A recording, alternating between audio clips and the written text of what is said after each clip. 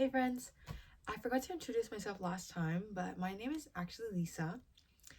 I called this channel Lily Talks just because I wanted to make it like about kind of like things that happened in my past and I can reflect on, because like Lily is like a name I had in my childhood, and I thought it was really cute to name the channel Lily and then Talks. And I just hope to like, personally I like talking about self-development things, but I don't know, I might try doing vlogs and stuff, and let me know if you guys want to see some of that.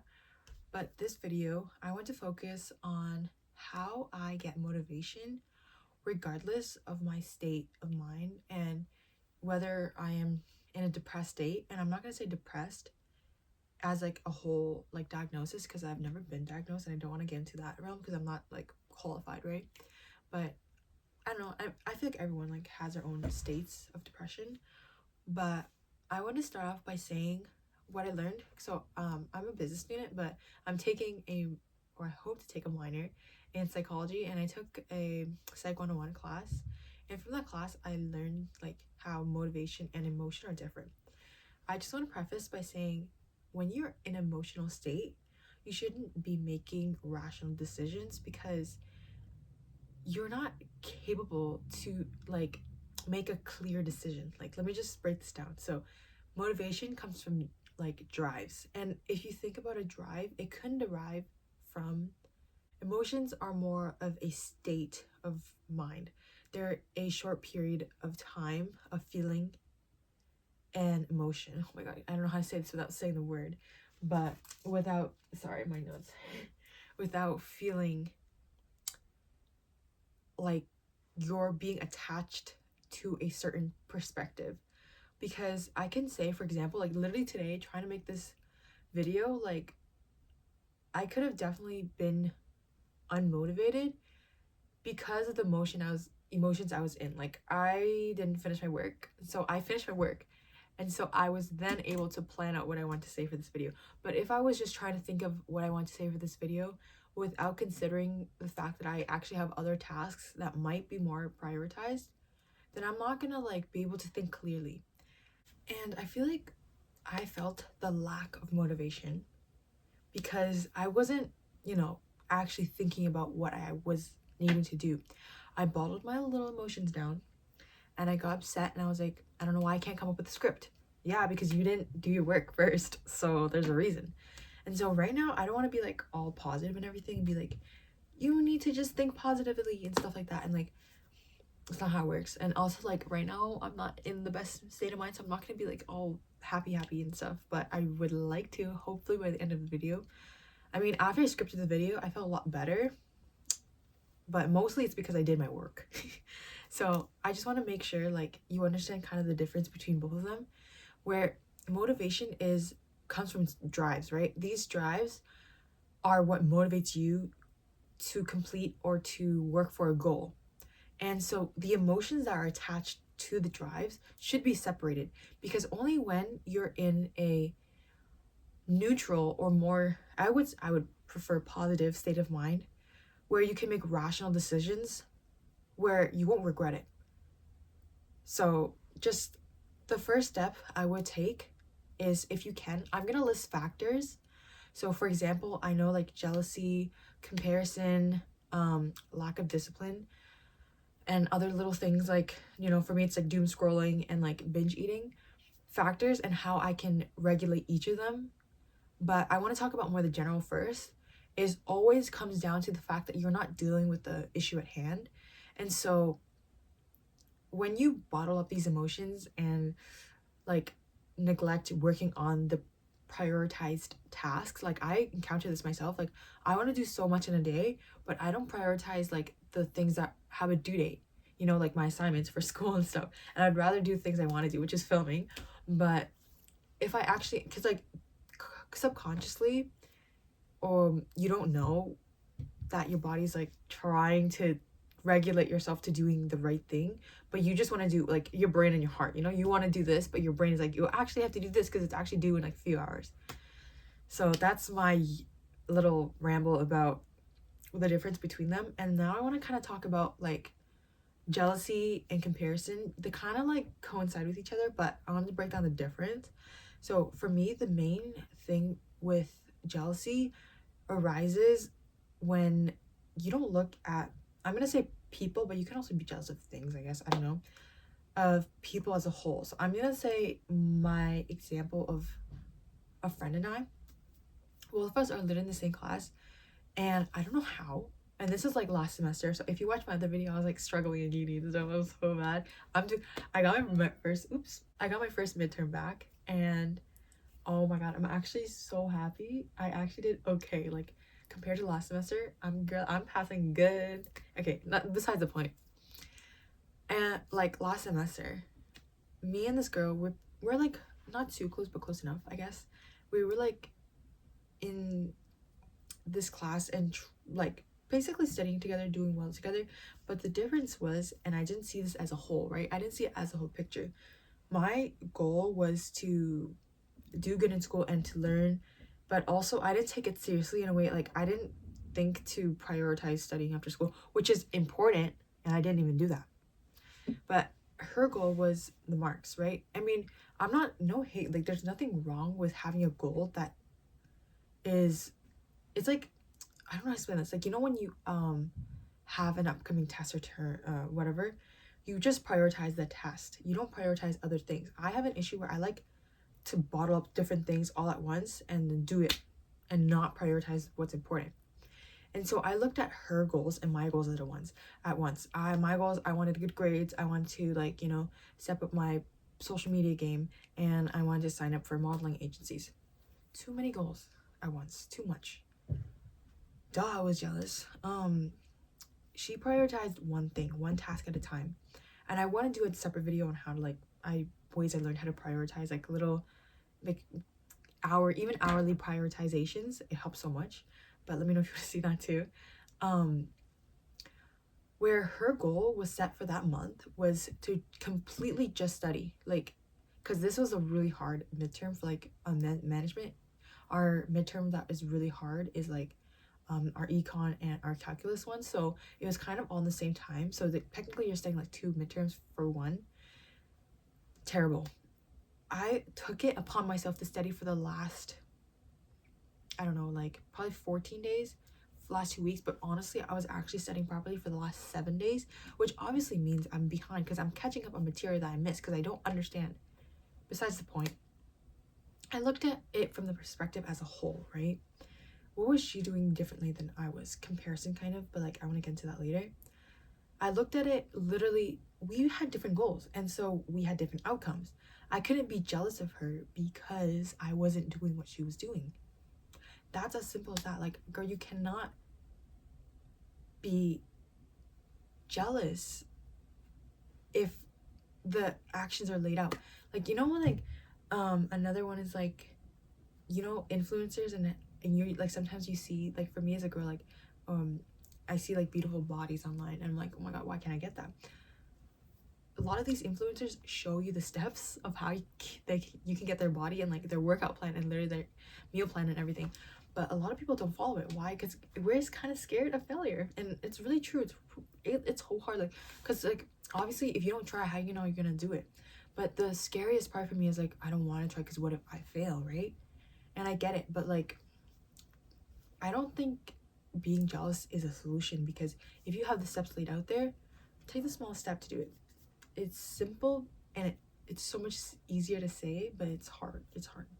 But that's why I want to like bring a perspective on like why you shouldn't be jealous. You should be actually balancing out what actions literally that are readily available and the actions you're taking, which is kind of sometimes none. But and I couldn't hold myself, and I kind of talked about the comparison part. My main thing about comparison is obviously, well, not obvious, but seeing what actions they're taking and you're not, and kind of deciding on what you want to prioritize. Like, if you really wanted those marks, what are actionable steps you can take to get those marks, right? For me, it was really simple. The way I actually started to get better grades is literally go to the office hours that were literally available when I was free. But this time I thought of it from a way of like, okay, I don't want to try to impress the professor at this point because I'm not going to do good anyways. What is an actual way I can think about learning the material and asking relevant questions so that it can benefit my learning? And I don't know, something just kind of clicked after that. I don't know, like an opportunity came up because she was kind of like saying like, oh, if you wanted to volunteer to like do this ethical debate, whatever it was, I don't remember, ethical, what is it here, ethics bowl, you can like, you know, have a chance to get a higher grade in this class. I was like, okay. So like sometimes when you're in that jealous state of mind, you don't see literal opportunities being presented at you. But when you can differentiate those two things and actually see your jealousy different from the person, and you're just jealous of what they have, not the person, then it's so much easier to comprehend like how to take next steps. And so that's what I want to conclude for that. I think that's good enough for that one. The next thing I want to talk about is, so the next one I want to talk about is being in a depressive state. I feel like this one, I kind of touched up it in the beginning, but I want to talk about more like why we kind of have these. And so I talked about in the beginning, but suppression of feelings, that's the main one. I feel like for me is like, no, not suppression of feelings, but like unaware of how to change. And so you just don't know what you're like, why you're thinking certain things. I personally, usually if you go through the steps of like outlining why you're upset, it's so much easier to know how to solve the issue. But I know that like sometimes you can't, like it's just so hard to actually understand why you're upset. So being in a depressive state is a lot easier. And the first thing I would say is to always feel your emotion out. Like make sure you, if you need to cry, scream, just make sure you release all these negative emotions out, because you do not want them to bottle up and then for yourself to explode in a place where you can't control it. Like if you know you're in public, at least if you're able to control it at home, you can like, you know, be under your bed, be under your blanket, tuck yourself in and just cry it out. It's so much easier.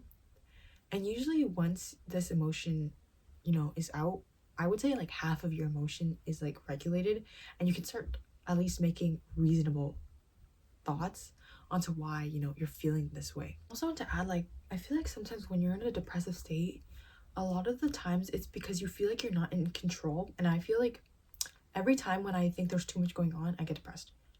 It's just, honestly, sometimes it's pretty simple. Or you just feel like you're behind on compared to other people, or you're behind in your work. Literally, that's a lot of the time. And so you're not able to control what's going on. And so a simple step for me is what I'm going to discuss later, but I'm going to sneak peek it a little bit, is to take a small step. Like literally today, like I don't even know, I cannot get out of bed, but what's a small step? I literally just, all I did was I sat up from like a sitting position, from a lying down position, and I was like, okay, good, you know, one step. Then I got off the bed, started brushing my teeth and stuff, and then I started feeling better. I know that's like kind of stupid to say, but like for a person that is like not feeling motivated to even do anything, the simplest step, like the smallest step, like even if you I don't even know, like if you can't do work, open your laptop, like just open it. And I'll tell you why I think it's a beneficial step later. But the next things I want to talk about are doom scrolling, overeating. So I would kind of say like binge eating, and the what did I say? Oh, the other one I had to say is lack of discipline, but I switched them a little bit. But it's okay. So doom scrolling. This one is always because you want to avoid the actual task you need to do at hand, in my opinion. For this is all from my perspective, right? Every time I like scroll, I'm always like, okay, I don't feel comfortable with doing the work. Like it's so hard. I'm gonna take a quick break before I start, or I'm gonna give myself a quick, you know, boost of energy before I start. Always turns out bad. I'm gonna be scrolling for like 40 minutes to an hour. It's so bad. And when this happens, this is what I mean, like take small steps. And also, what is another thing I forgot to say? Yeah, no, that's right. I always take a rest, and I don't want you to go take a nap. That's the worst thing that can happen, because your work is still there and you still need to do it. What I mean by a rest is if if you think about it like this, like you're scrolling on your phone like this, your brain is already like, you know, it's stimulated every time. Stimulated. You need to destimulate it somehow. What I always do is I open my laptop, I open up the assignments, and I just leave it there. Take a second, let your brain register that it's doing work, and then I would go make like a cup of tea or like coffee. I don't drink coffee, but you can make a coffee or you have some snack. This is kind of for me like resetting my brain and letting it know, okay, you're not going to scroll anymore. You're going to start doing something else. And also it allows you to think about, okay, what did I actually have to do for this assignment? And I won't let myself like just continue to dwell on the fact that I wasted time, because what are you going to do when you're dwelling on it? You're wasting more time. What's the point? So once I start actually like just get off, start doing something, I can take 5 minutes if I needed to, just to like look at the assignment. Don't start on it. The biggest step, honestly, 50% of the work is then once you open your laptop, you start doing, just start something. That's the best part, because then at least you're doing something productive. And even if you don't actually end up doing proper work, I would set a timer for try to do like 20 to 30 minutes of work. Even though it's not great work, it's still better than none, because I know that your brain is not, if it's like studying for midterm, then it's just about repetition. But if it's assignment, then the best ideas won't come until a little later, because you already have like 8 different videos playing in your mind from the little clips you saw on TikTok, right? So it's just not going to work out, but at least you're taking the small steps to do it. The second thing that I encounter, and every time this happens, it's overeating, is because, what did I say? Suppression. Okay. So you're like, I feel like an example is like I had to get ready for a whole pageant last time, and I was really scared. Like, if you don't know too much about pageants, or like if you don't going on stage, whatever, like you're gonna be in front of a stage with basically audiences judging you, which is the obvious part. But the scarier part is literally every single breath you take is being observed, and that's so scary. You can't mess up anything, but that's what scares, like that's what prevents a lot of people from putting themselves out there. But my point of this is I was scared and I was confused and I didn't know what to do. So eating was the easiest thing to do, was to eat for me. And I don't, it's just like a family thing, but I mean not a family thing, like a me thing.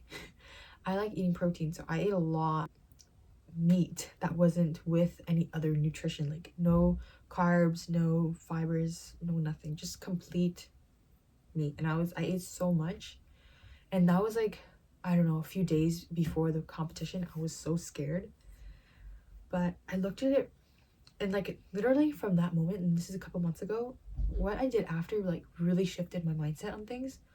Instead of like dwelling and being more sad, I took upon myself to make the smallest adjustment on my negative feedback, which was, there's something in psychology I'll tell you in a second too, but I started to stretch. And I didn't, obviously once you like eat a lot, you don't want to go in like full like acrobatic stretching mode, you just like, all I did was like this. I just did this, like if you're listening to the audio version, I just started like doing like, I don't know what these movements are called. Okay, I'll just say back bends and like reaching over your shoulder and stuff like that. Simple movements. And I know like in my mind, and we know that you're not gonna lose that much calories from doing that. But the fact that I'm trying to see what I can make out of this situation is so much more better than me getting more upset and more uncontrolled. Small steps of taking over control is sometimes the easiest and the simplest way to overcome these like small little like habits that you form. And it's like, I just want to say, first of all, it's very normal for these things to happen, but like by taking control of small little things is so much better than you continuing to build on these habits, or like telling yourself, I'm never gonna binge, I'm never gonna scroll my phone. That's like, I don't know about you, but like it's not gonna happen with me, first of all. But I've definitely seen improvements on like how I let myself do it. Oh, and another thing for phone scrolling, I found that a really easy trick. If I want to scroll my phone, move. Okay, so I have a privilege of having like a treadmill, so I could scroll my phone if I go on my treadmill. But when I'm extra lazy, which is a lot of the time, like today, I will literally just like lay on my mat on the ground, and I'm like so tired already, right?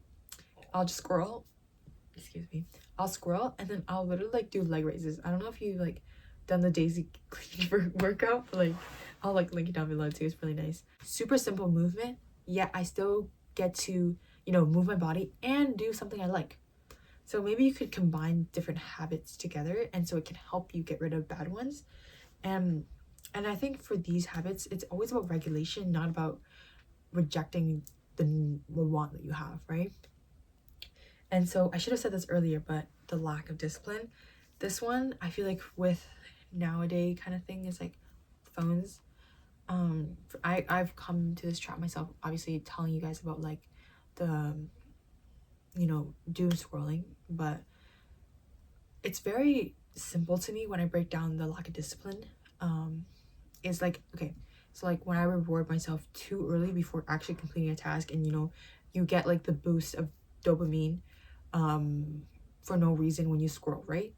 So to regulate this, it's so much easier than you expect. Like if you think about like whenever you eat something, like if you eat a snack before you did like any workout or anything, like I will literally start eating like a whole chocolate bar before I even went to the gym, and I'm gonna feel like shit, like girl, why did you eat that? You're literally about to go work out and you eat the chocolate bar. I was kind of scared to go to the gym, right? It's the suppression of the feeling. The lack of discipline doesn't always mean that you don't have discipline. It literally means so many other things, and it can be so unique to individuals. But what I want to say with the discipline part is it's not always about being like, you can't do this, you can't do that. Sometimes it's about questioning, okay, wait, so ask yourself, like, this is a super easy trick too, like, instead of scrolling, I'm gonna pretend it's my phone 15 minutes before, and I literally just started my work for like 10 minutes, okay? I will literally tell myself, so now you're gonna go scroll on your phone when you just started work for 10 minutes.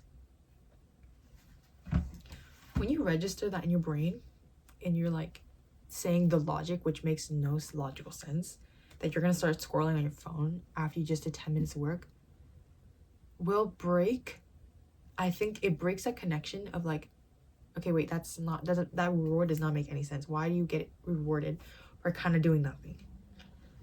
I know it's a really weird take on discipline, because like people on social media will be like, your lack of discipline will lead to like failure, and like, I mean, I totally agree, because like obviously without the discipline, you won't prioritize the hard work over like, you know, the temporary enjoyment. But I just thought of it like that because that trick works whenever I actually have to discipline myself to do work. So I want to break it down for you guys, because look at the time right now. It's 2:22. So cute. I'm a little alignment girly now. But to conclude this video, I just want to say that I'm very proud of you for taking a simple step. If when you finish this video, if I can say anything, is this last few minutes, I would say set a timer, even if it's 5 minutes, even if it comes that like that short, if you don't really want to do anything, 5 minutes, if you can 10. I would prioritize 3 tasks. So if you want to move your body today, if you want to get your work done, I don't know, or if you wanted to start something, like, I don't know, for me it's like I would wanting to start my business, assignment, business, and like movement. Set a 10-minute timer, 3 minutes each, or maybe 9-minute timer then. 3 minutes each to do each task. I feel like, okay, movement, 10 jumping jacks with 30-second repetitions and like a 10-second break. I don't know, that doesn't make any sense, but you get my point. Working out for 3 minutes. Anything, literally move anything. If you want to do stretches, Tai Chi, bro. Okay, the thing I say about Tai Chi is like, because it's such simple movements, you won't like feel like you're working out. my assignment, like I suggested before, just open it. Please just open it. Or even if you want, set the 3-minute timer and just start like working on it for 3 minutes. I will, trust me, you will continue, but don't tell you right now. I mean, you're kind of registering, but you'll get what I mean. And starting something is like the worst. And when I went to start my business, oh my god, the research was the downfall of me. Like, instead of actually just opening Depop and like getting started, no, I started like watching 100 videos on how to start Depop. But once you just download the app, I'm just saying this from my perspective, right? But there's so many ways you can interpret like starting a business. I just like clothes. I wanted to start a clothing business. Take the simplest step by just starting and confronting the little demons that are holding you back is literally the first step. And so don't wait for nobody to tell you to start. After you watch this video, if you want to, click a, like, you know, put on a cute playlist, but please start on something, because I do not want you to continue with the thought of doing instead of the actions of doing. So yeah, I hope that you learned a few things, take some actions, and progress daily. I really hope you enjoyed the video.